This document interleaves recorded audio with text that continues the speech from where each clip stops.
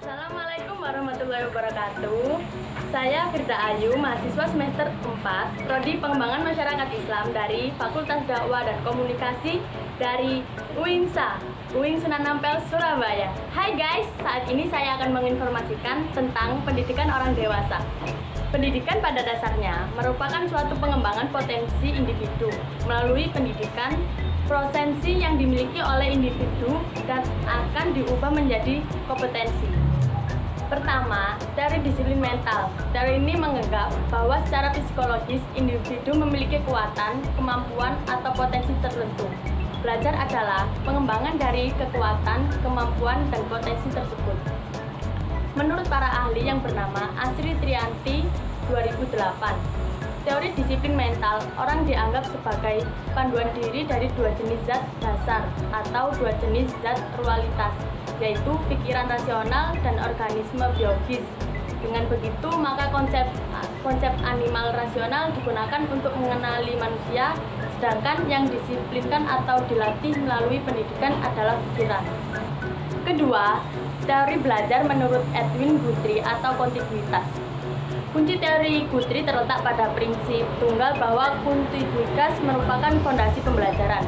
Guthrie memandang perilaku sebagai gerakan daripada sebagai respon. Guthrie berpendapat bahwa pembelajaran adalah suatu pola atau rantai gerakan yang terpisah yang ditimbulkan oleh sinyal-sinyal stimulasi lingkungan dan internal.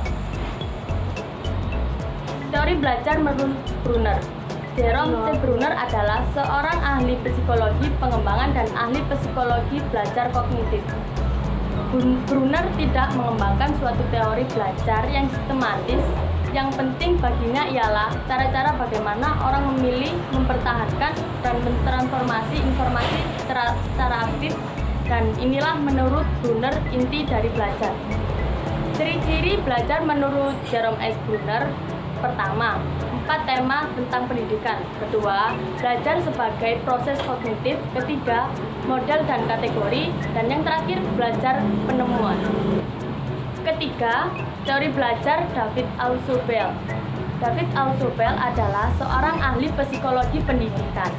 Inilah yang membedakan Ausubel dari teoriwan lainnya yang hanya belajar belakang psikologi, tetapi teori-teori mereka diterjemahkan dari dunia psikologi ke dalam penemuan pendidikan. Belajar menurut Ausubel, pertama belajar bermakna, kedua belajar hafalan, dan yang ketiga subsuma of literative. Yang terakhir, akar teori andragogi. Andragogi berasal dari kata Yunani aner atau under, berarti orang dewasa. Agogi berasal dari kata Yunani agogus, yang berarti memimpin atau membimbing. Agogi berarti aktivitas memimpin atau membimbing, atau seni dan ilmu memimpin dan membimbing, atau seni dan ilmu mempengaruhi orang lain. Menurut Cowles, andragogy is the reform, the art and science of helping adults learn. Andragogi adalah suatu ilmu dan seni dalam membantu orang dewasa belajar. Aplikasi teori andragogi dalam kegiatan pembelajaran. Yang pertama, penerapan andragogi dalam performansi tutor. Yang kedua, penerapan andragogi dalam perorganisasian bahan belajar. Dan yang terakhir, penerapan andragogi dalam metode pembelajaran. Jadi kesimpulannya, dalam belajar orang dewasa memiliki suatu karakteristik, prinsip, dan kondisinya dalam belajar. Orang dewasa biasanya banyak belajar dari pengalamannya sendiri dan memiliki suatu kesadaran akan kebutuhan dalam belajar.